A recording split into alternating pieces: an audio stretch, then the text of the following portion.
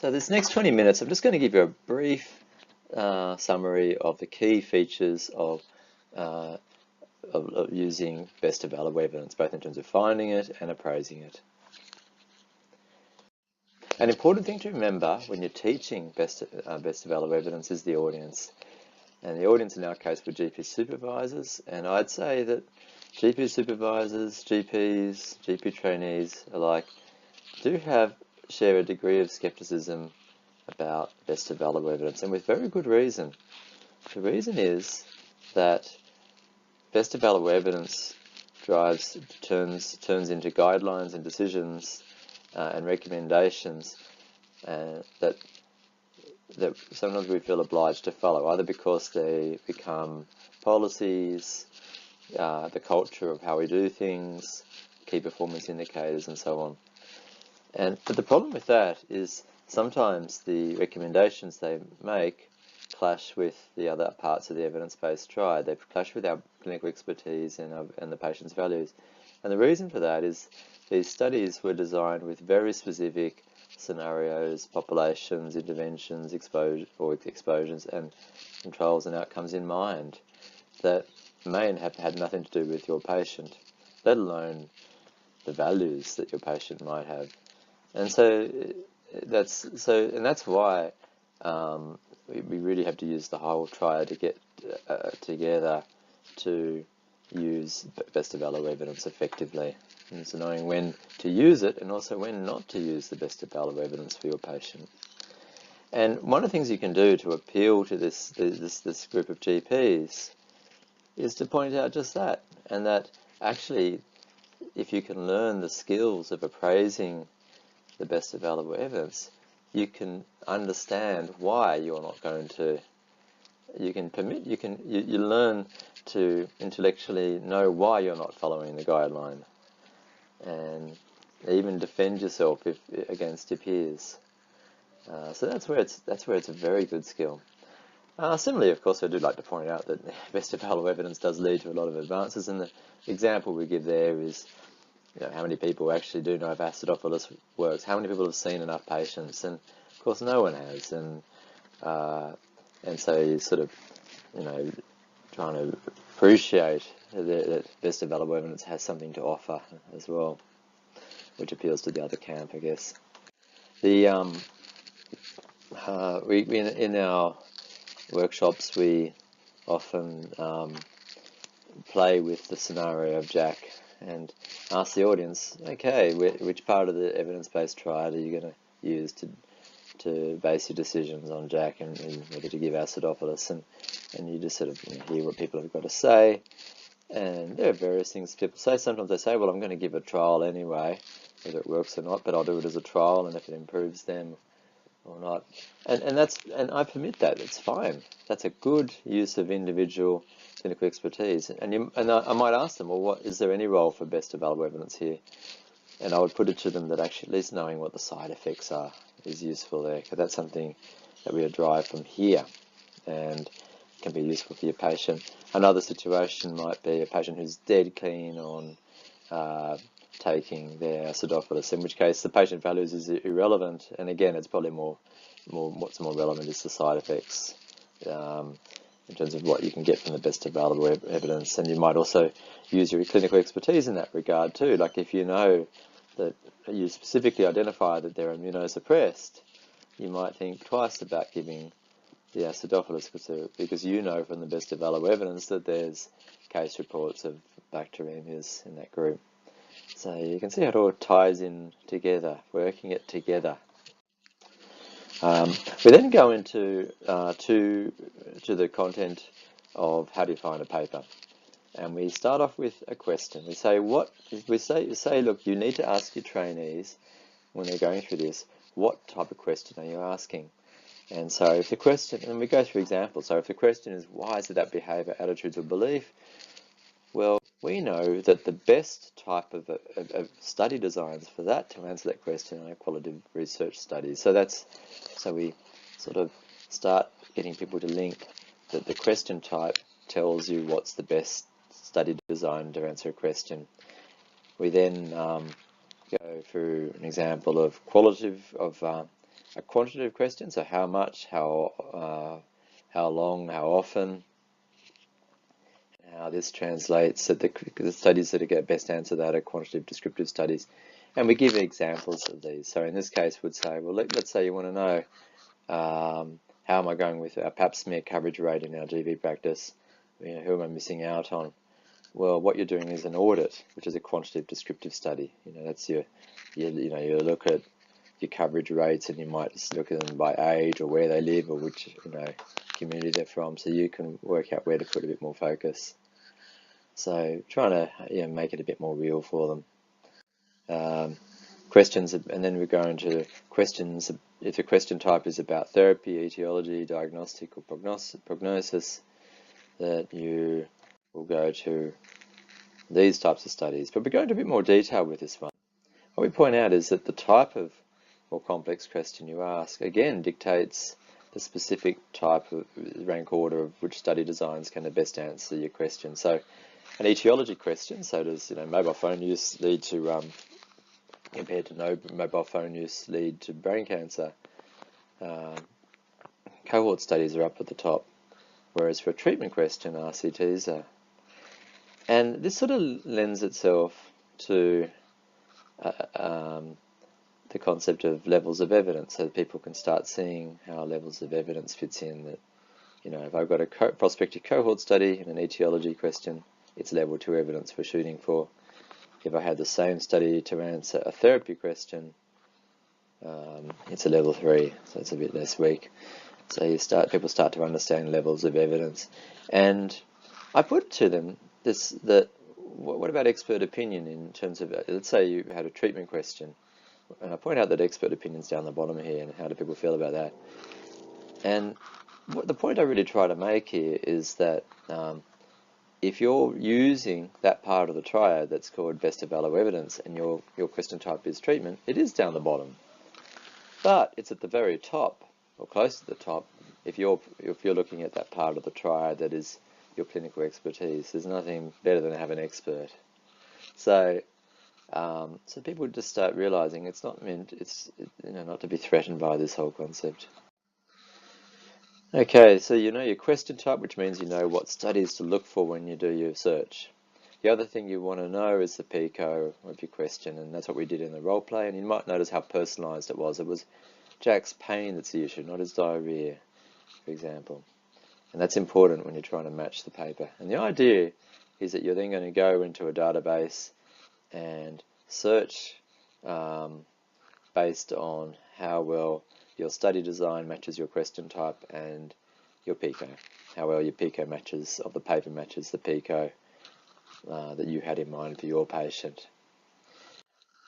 And this lends itself to the next question, which is which database to use. And to understand which database, you really need to explain this other concept, which is that the medical literature is divided into primary research and pre-appraised. Primary research is basically original articles on human beings, so where you actually enrolled human beings into the study, or observed human beings.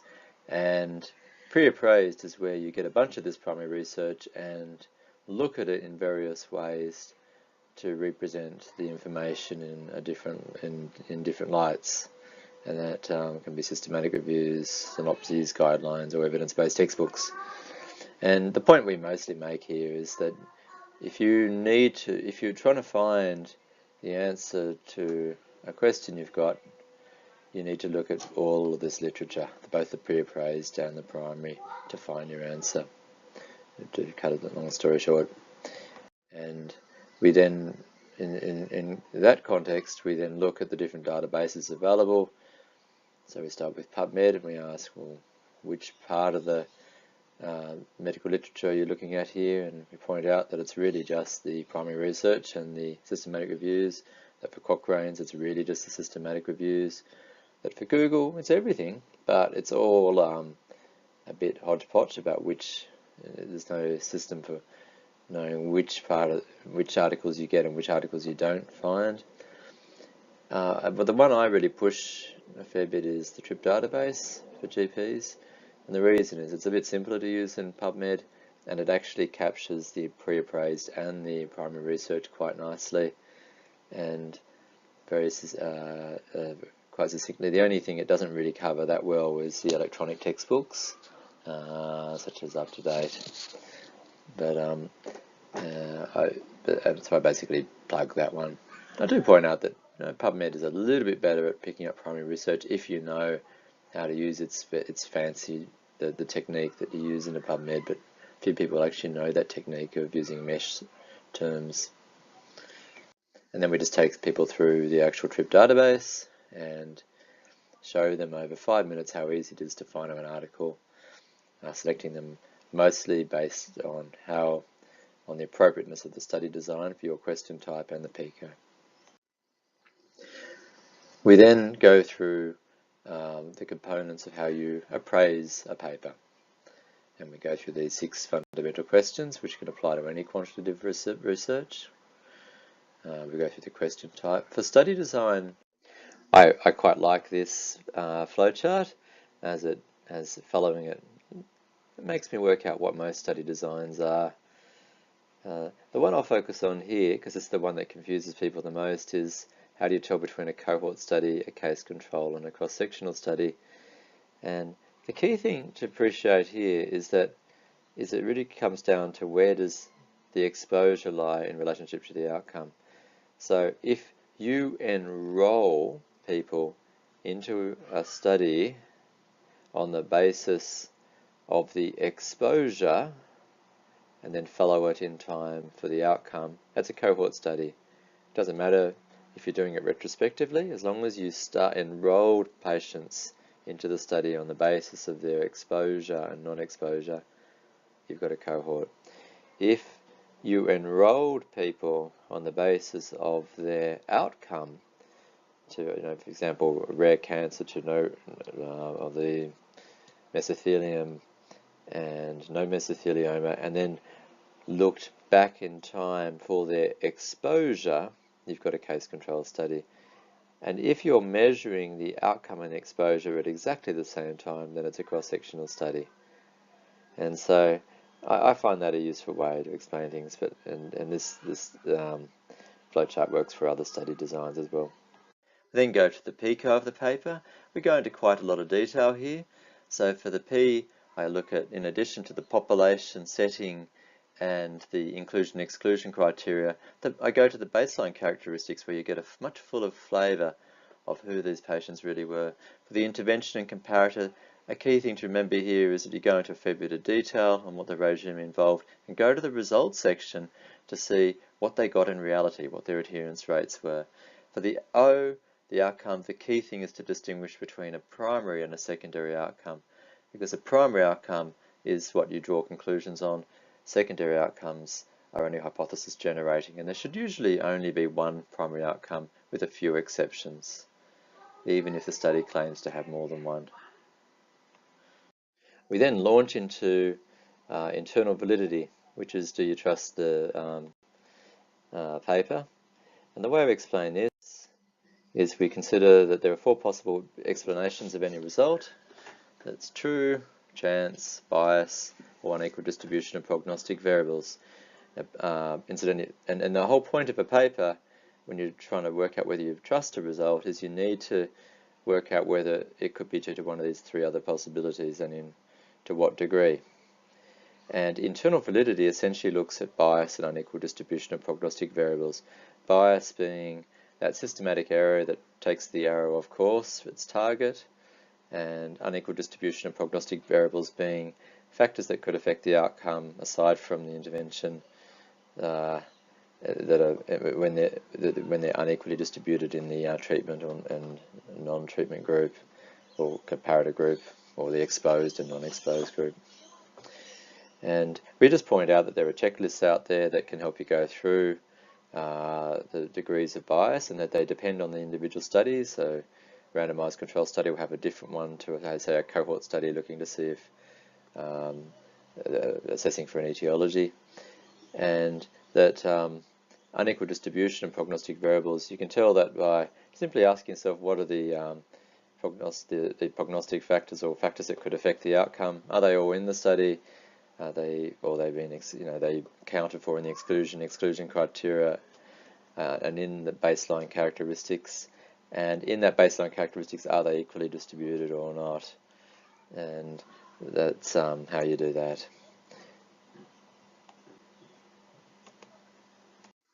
So we now go to results.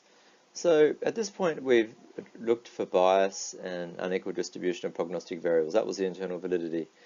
And through that process, we may have actually identified some unequal distribution of prognostic variables. And if that's the case, the result you need to go for is a result that's been adjusted for those prognostic variables that have been unequally distributed, and usually include all of them actually. And an example of that would be a multivariate analysis. We don't really need to know the ins and outs of how they work, except that it is worth asking yourself, are all the prognostic factors that you think, particularly those that are unequally distributed, actually in it, the mathematical formula, and it will say that in the statistical section. Having got that result, we now have this challenge where we still have one thing left, which is to do with chance. So how do we look at a result? Well, we first ask ourselves, how is that result expressed? And there's two ways you can express a result, either as a difference or a ratio. A difference would be where, say, my risk of a heart attack was 5%. I took the drug for 5 years and it went down to 1%. So that means I've had, in absolute terms, a 4% difference in my risk of the cardiovascular outcome. That's a difference. In contrast, if I took a drug and now had a quarter the chance of having a heart attack, say, compared to if I didn't take the drug, that's a ratio. So you're comparing your risk or probability, which is the same word, of an outcome if you took a drug or had an exposure, and comparing it to your risk or probability if you didn't. So it's in effect a ratio. So they're the two ways we express results.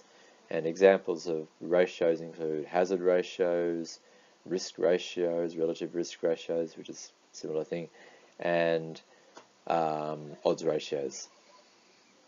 The next thing you do is you work out the confidence interval of 95% confidence interval. And what that essentially means, if you did the study 100 times, 95 out of 100 times, the result would lie between a particular range of values.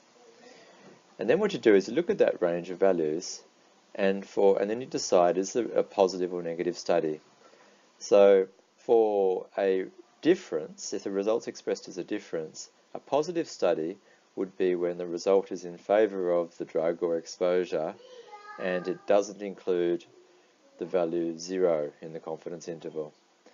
In contrast, a positive result for a ratio would be where the result is in favour of the drug or exposure, but the confidence interval doesn't go across the value of 1. So that now you might see why it's important to tell between a ratio and a difference. So now suddenly you know whether you've got a positive or negative study. Now, if you've got a positive study, the way you deal with chance is you look at the p-value, and if it's less than 0.05, it's unlikely to be due to chance.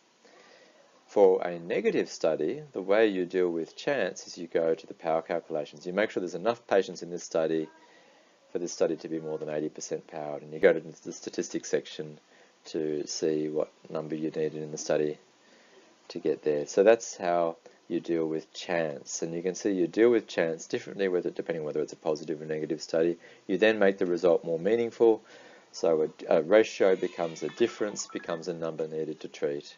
So you're making a result clinically more meaningful. And so knowing that you have to treat 5 Johnnies to stop 1 heart attack is a lot more meaningful than a ratio value.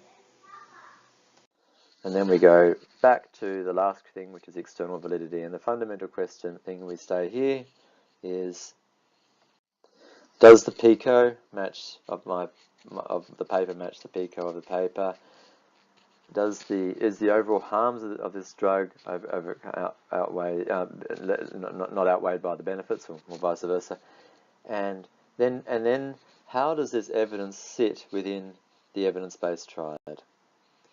my individual clinical expertise and the patient's values and expectations.